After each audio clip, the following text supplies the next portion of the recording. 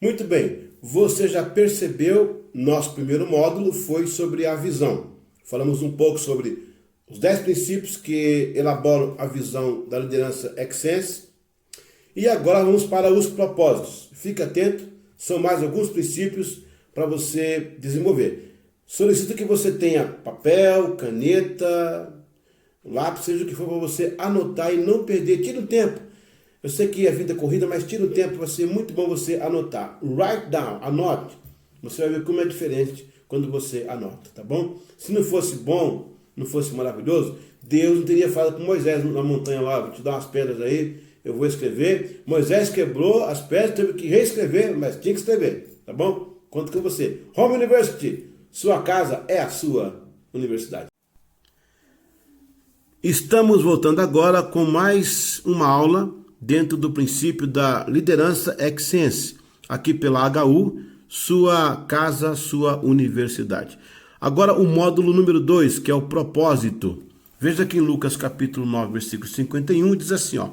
E aconteceu que, completando os dias para a sua assunção, manifestou o firme propósito de ir a Jerusalém. Note bem a fraseologia, manifestou o firme propósito. Então, nós temos que reconhecer que havia um poder dentro do propósito que fazia com que Jesus se movesse de um lugar para o outro sem titubear, sem negociar. Então, o propósito firmado, ele vai trazer essa consistência a nível de mudança. A primeira lição que aprendemos com esse propósito firmado é o seguinte: o líder só atinge o alto nível da liderança quando é capaz de descobrir o propósito de sua liderança. Ou seja, uma vez que você descobre o propósito, você não vive mais por ele, você morre por ele. É muito forte essa expressão, hein? O líder só atinge o alto nível. Você está se culpando, achando que não conseguiu ainda, não atingiu o nível? Tá aí, ó. Ele só pode atingir o alto nível quando ele é capaz de descobrir para que você nasceu, para o que você nasceu, qual o porquê do seu nascimento. Você não veio à Terra à toa. Havia uma missão para você cumprir. E qual é essa missão? Esse é o grande ponto para descobrir. Número 2, o princípio do propósito. Liderar também significa chegar em algum lugar. Se você não definiu onde vai chegar, então nenhum lugar é importante, inclusive onde você está agora. Olha, esse é um tipo de frase que não tem nem como explicar, né? Se você não definiu nenhum lugar para chegar, você vive porque acordou e dorme porque teve sono, então você é um ser humano que ocupa um espaço da Terra apenas. Agora, se você definiu onde você vai chegar, o importante é chegar naquele lugar. Ao contrário, nenhum lugar é importante para chegar, inclusive onde você está agora, infelizmente. Número 3. Organizações tendem a se tornarem apáticas quando o foco da liderança muda para energia, resultados numéricos, poder e status. Pessoas são trocadas por prédios.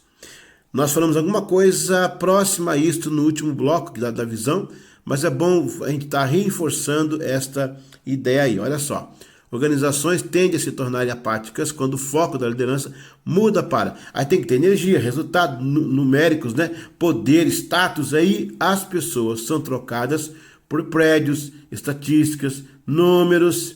Isso é o mal que atinge muitas igrejas hoje. A pessoa é medida pelo que ela arrecada e pelo número de membros, e não por aquilo que ela é. Não importa se ela conseguiu uma alma, uma vida lá no céu, importa que ela tenha um número de membros maravilhoso. E as pessoas tendem a olhar um pastor com outros olhares, quando ele tem muito mais membros do que outro não tem nada. Lembrando que Cristo tinha só 12, né? Então tem que ver isso aí. Ele era o maior entre nós e tinha só os 12 que o seguiam. Bom, é para se pensar nisso aí. Número 4. O propósito é o que você nasceu para ser, porém precisa descobrir. Se aproxima daquela frase lá anterior que nós falamos, mas tem um detalhe a mais aí. O propósito é. Então, quando você nasceu, o propósito já estava lá.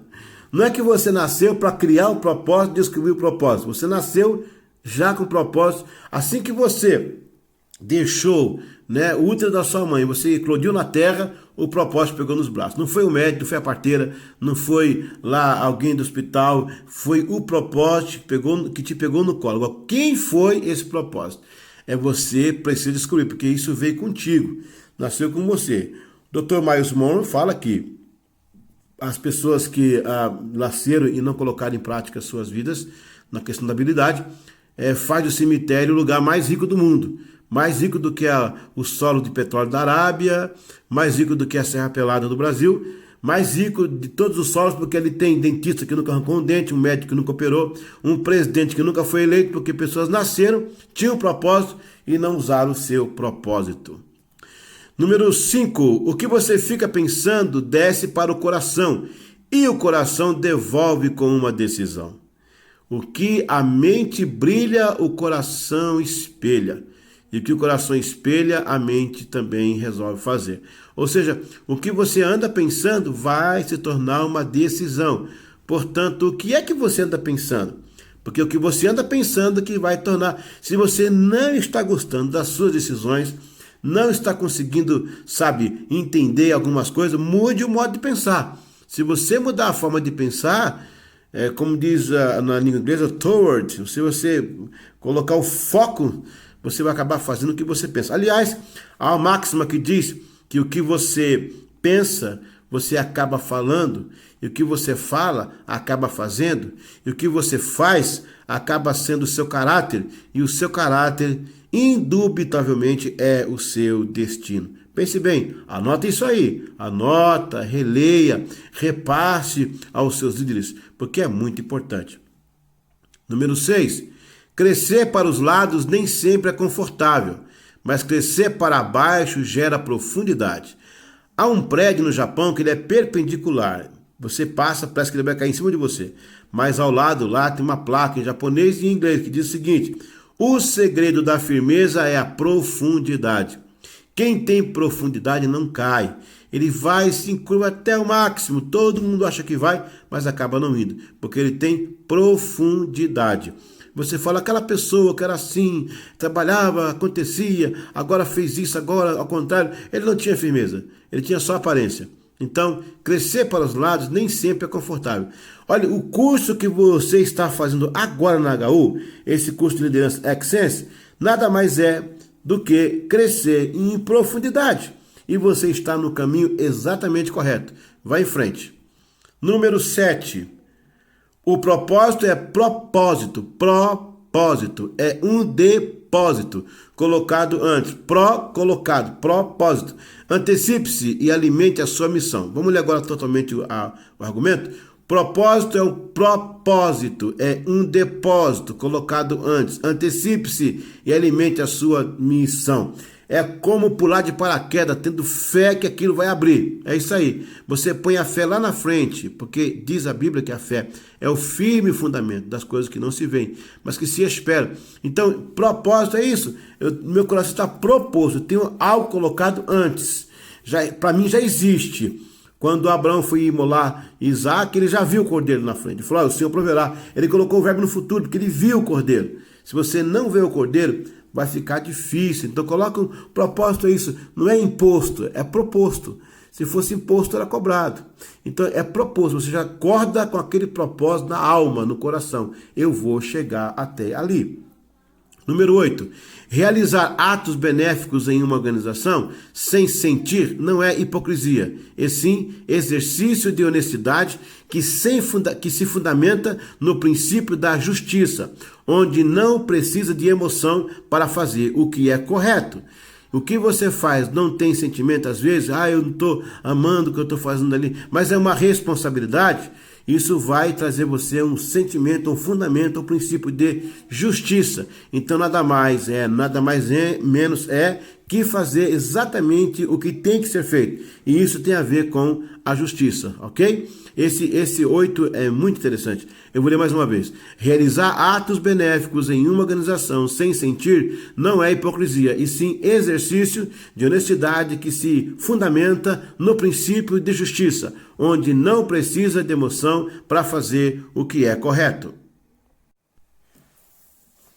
Número 9.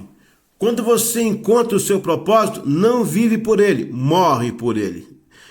Eu falei isso lá no começo, né? Mas olha só, quando foi avisado a Paulo que se ele fosse a Roma ele morreria, o que ele falou? Eu preciso ir a Roma. Jesus também disse, eu preciso ir a Jerusalém. Ambos sabiam que iriam morrer, mas o propósito era maior do que a vida deles. Nós nascemos nessa terra para cumprir um propósito. Na eternidade, quando você nasceu, Deus fez uma cisão. Tá, você nasceu. E fez outra aqui na frente, pá, onde você vai embora. Nesse meio tempo, o que você fará? Como você vai ser lembrado? De que forma as gerações te lembrarão? De que forma você terá influência na próxima geração? Tudo está nas tuas mãos. Inclusive o propósito. Então, quando você o encontra, você não mais vive por ele, você vai morrer por ele. Em último lugar, número 10, propósito é o único galpão onde as riquezas de Deus são inesgotáveis. Quando você tem um propósito, a riqueza que Deus tem naquele propósito, porque o recurso acompanha a visão. É como você vai no supermercado comprar as coisas e você já entra comprando? Não, você entra buscando um lugar para estacionar o carro. Uma vez que você conseguiu, você para e vai comprar. Se você não conseguiu lugar para o carro, infelizmente aquele supermercado perdeu uma compra e você vai para outro. O Espírito Santo é assim. Ele está procurando uma vaga no teu coração que ele possa pôr um propósito. E aí você desfrutar das infindáveis, inesgotáveis riquezas de Deus. Muito obrigado. Vamos conosco mais um bloco agora. Já daqui a pouco a terceira aula e vamos estar juntos. Não se esqueça. Home University, sua casa é a sua universidade.